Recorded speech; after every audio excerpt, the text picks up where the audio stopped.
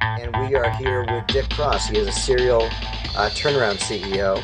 He is the founder of the Cross Group. He's an author of a best-selling book called Just Run It. And he's a professional speaker. So you'll see from today why you might want to have him speak at your event. He really knows what he's talking about.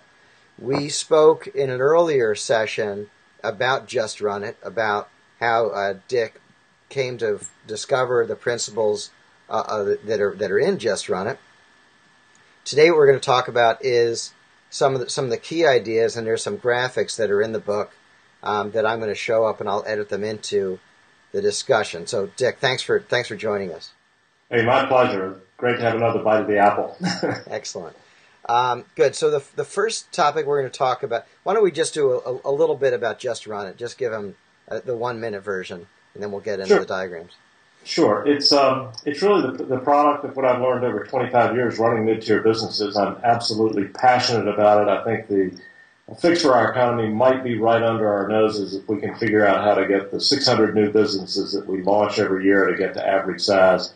We solve the problem. And the tagline of the book is, it's easier than you think, and it really is. Just nobody has developed a reliable model for how you do the job at the top of emerging and mid-tier businesses.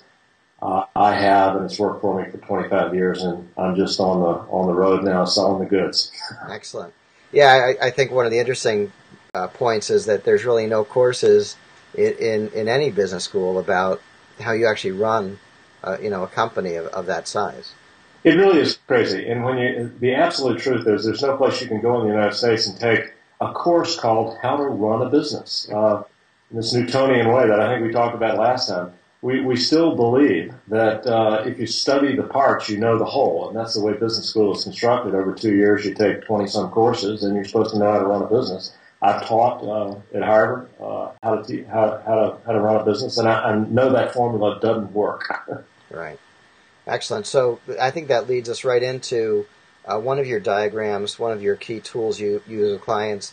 And this is the back of the envelope discussion. I'm going to put a nicer version of this up while I edit. So why don't we talk about back of the envelope? You bet. I'll tell you, the origin of that, Peter, runs back to about 1985. I've been consulting for about 5 years, as I mentioned on our last segment, with a bunch of great old HBS guys, and I was kind of carrying their bags around. But they sent me out to look at a bunch of companies for a prospective investor. And that particular week, I've been in the Southeast. I'd seen 6 companies. I was on the late flight from Atlanta back to Boston, where everybody's dull. I was wired up on caffeine and just thinking about how could I compare what I had seen. And as a student of architecture and undergraduate, I was sketching on a yellow pad, as I usually did.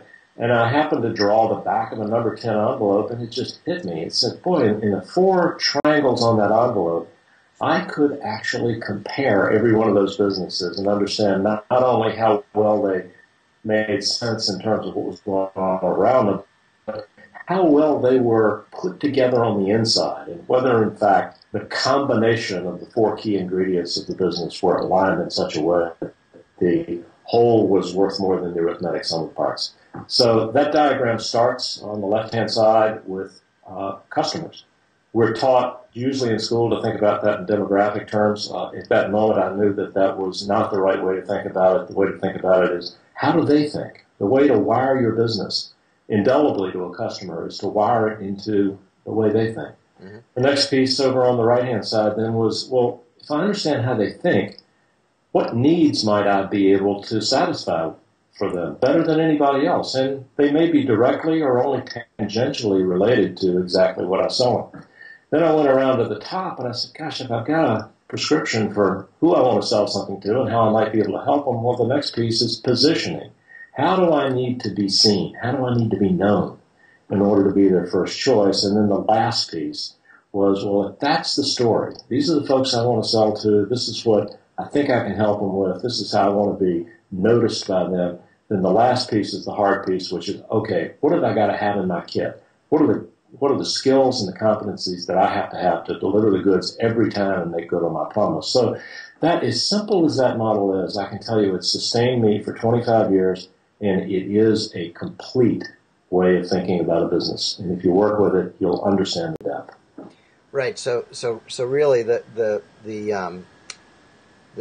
questions of customers and their customers' needs and the positioning, those are relatively, short descriptions because you know who you are trying to sell to. You should know what their needs are, and you should have an idea of what the positioning might be. Positioning might shift here or there, but the competencies, the to do list, I think is the interesting part because you might have, and I've dealt with my clients, they've got some of the skills they don't have them aligned right, or they have an agency they trust to do some pieces, or a really good accountant that they like to do some other pieces, or a good sales guy.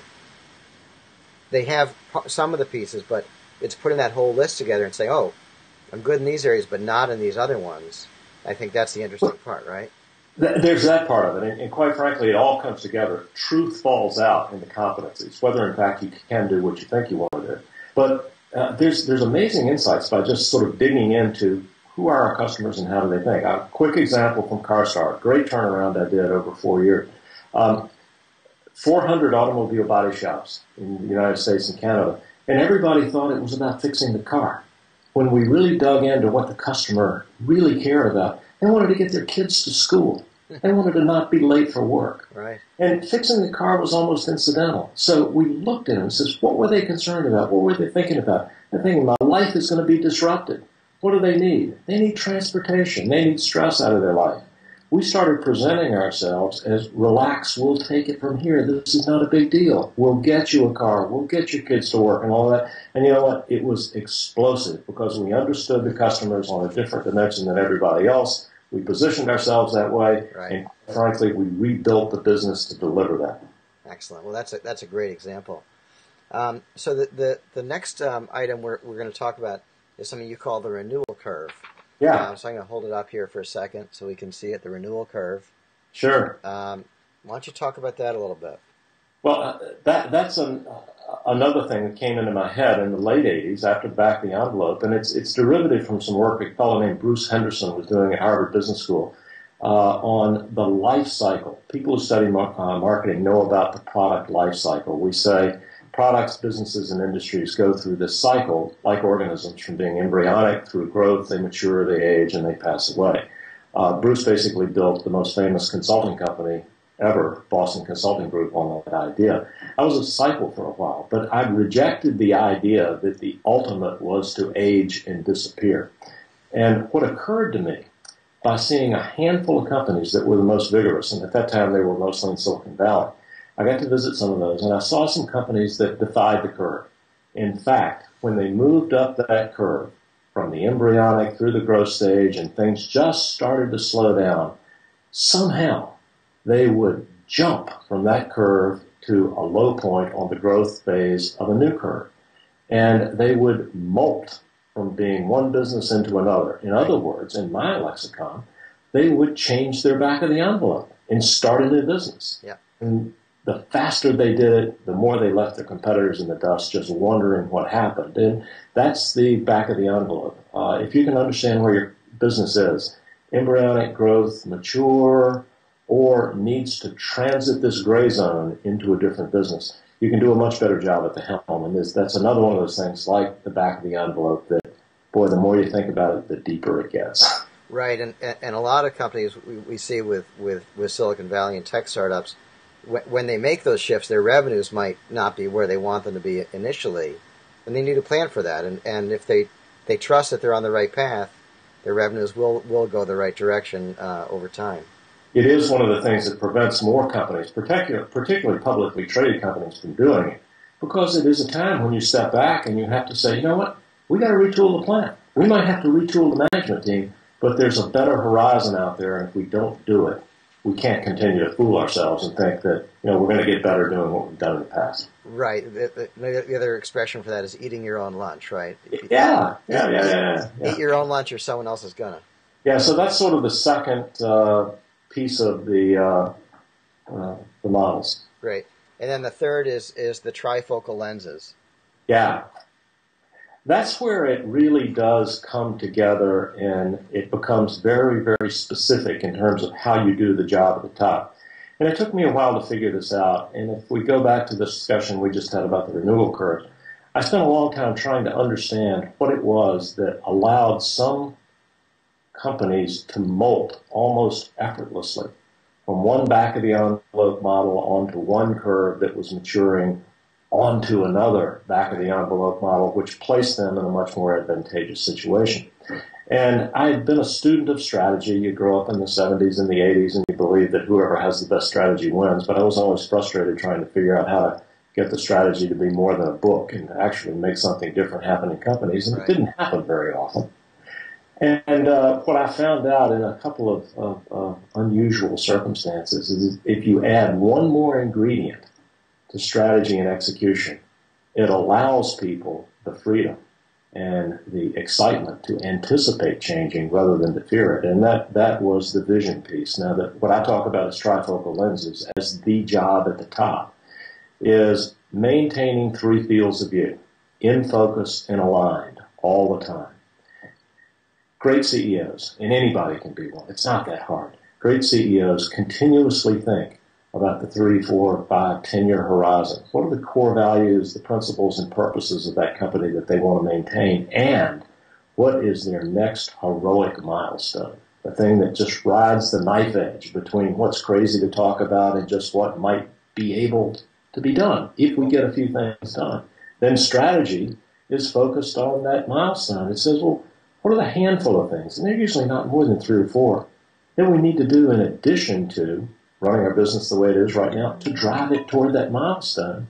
And then execution falls out of that. It's quite frankly, how do we assemble the resources, the people, the systems, and the processes to actually make those things which are extracurricular to the way the business runs right now, part of how we operate every day. And that's the deal. It's trifocal lenses.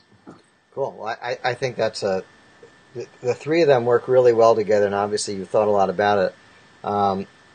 I think you've got some great ideas in this book, and I really appreciate you taking the time to be interviewed here on 10-Minute Strategy, and we wish you all the best. You're already on the bestseller list, and sounds like you're about to go do a bunch of public speaking, so I think that's wonderful, and best of luck to you, Dick. Well, thank you, and I'll tell you, if anybody has any interest in a personal conversation, go to dickcross.com and shoot me an email, give me a phone call. I love to talk to people about this, and I think we really can make a big difference in America if we can simply teach people how to operate, give them a framework for doing a great job at the top of America's businesses. Excellent. Thanks a lot, Dick. Peter, thanks a ton. It was great. Thanks. Bye-bye.